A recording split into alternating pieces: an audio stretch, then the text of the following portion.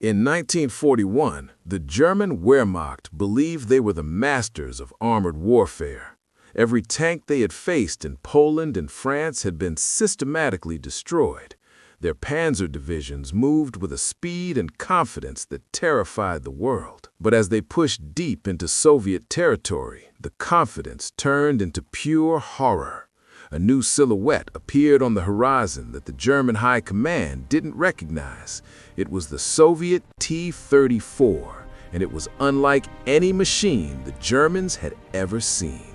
As the first engagement began, German gunners took aim with their most trusted weapons. The 37mm Pak-36 was the standard anti-tank gun that had conquered all of Europe. They fired direct, point-blank shots at the front of the advancing Soviet machines. The crews waited for the familiar sound of steel piercing steel and a final explosion. Instead, they heard a high-pitched metallic shriek that signaled a total failure. The German shells were hitting the T-34, but they weren't going through the armor. The rounds were ricocheting off the tank's strange, angled plates and flying into the sky. German soldiers watched in disbelief as their invincible weapons did absolutely zero damage. The T-34 didn't even slow down. It simply drove through the German lines like a ghost. Reports flooded back to headquarters about a miracle tank that could not be killed. The frontline soldiers quickly gave the Pak-36 a humiliating new nickname. They called it the door knocker because it would knock on the tank but never get in. In one famous encounter, a single T-34 stood its ground against a dozen German Panzers.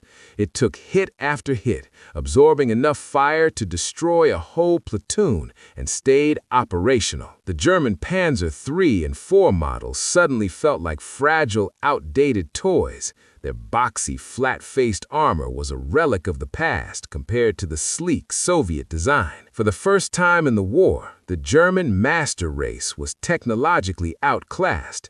This wasn't just a minor setback, it was a total mechanical shock to the system. The T-34 had effectively made the entire German tank fleet obsolete in a single afternoon. Panic began to spread among the infantry, who realized they were now defenseless. The Blitzkrieg hadn't just slowed down, it had crashed into a wall of sloped steel. The secret of the T-34 wasn't just better steel, it was a revolution in lethal geometry. Every tank before it was built like a moving metal box with primitive vertical walls. Vertical armor is easy for high-velocity shells to bite into and penetrate.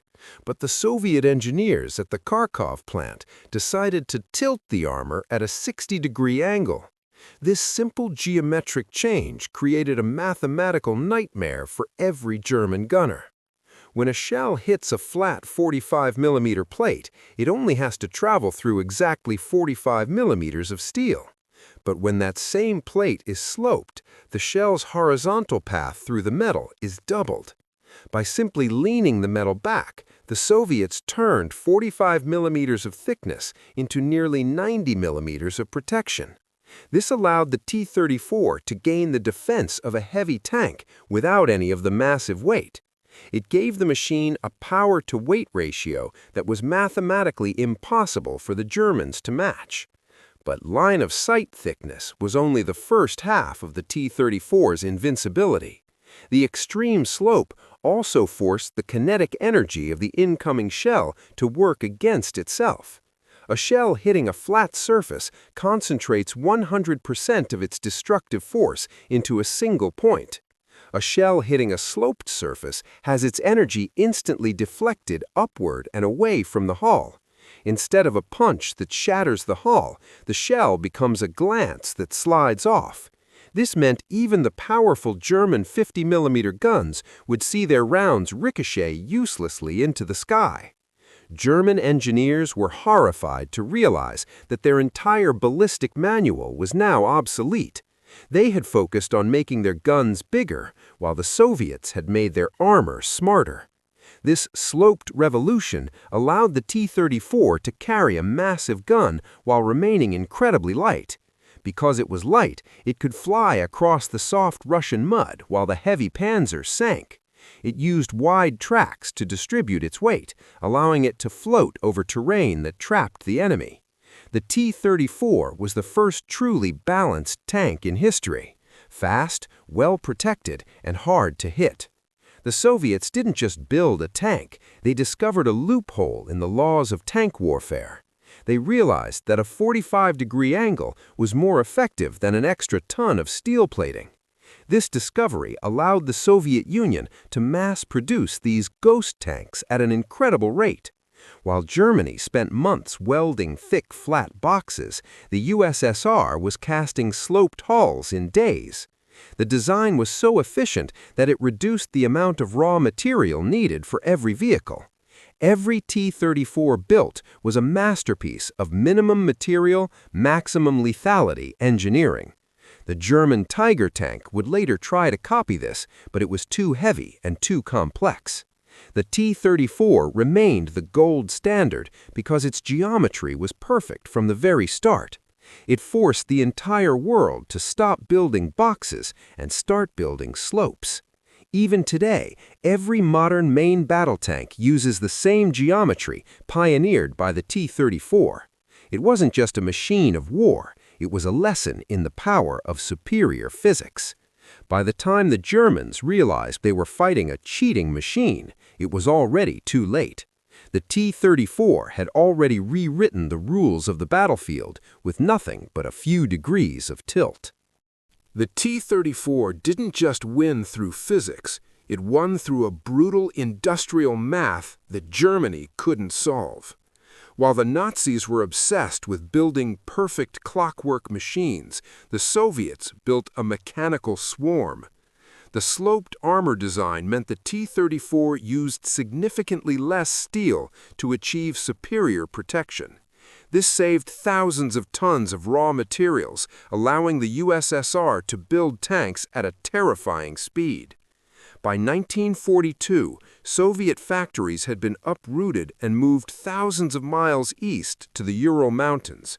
In these tank cities, workers produced a new T-34 every 30 minutes, 24 hours a day.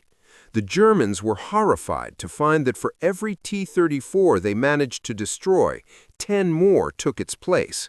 It was a war of quality versus quantity, and the T-34's sloped geometry provided both. The German response was the legendary Tiger tank, a monster of flat, thick steel and complex engineering. But the Tiger was so complicated that it took months to build and broke down constantly in the mud. The T-34 was so simple that it could be repaired with a hammer in the middle of a blizzard.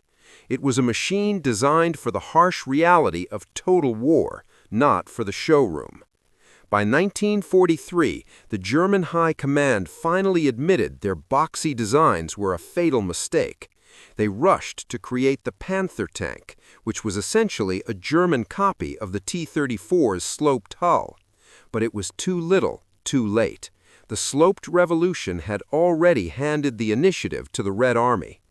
The T-34's wide tracks allowed it to lead massive winter offensives while German tanks were frozen in place.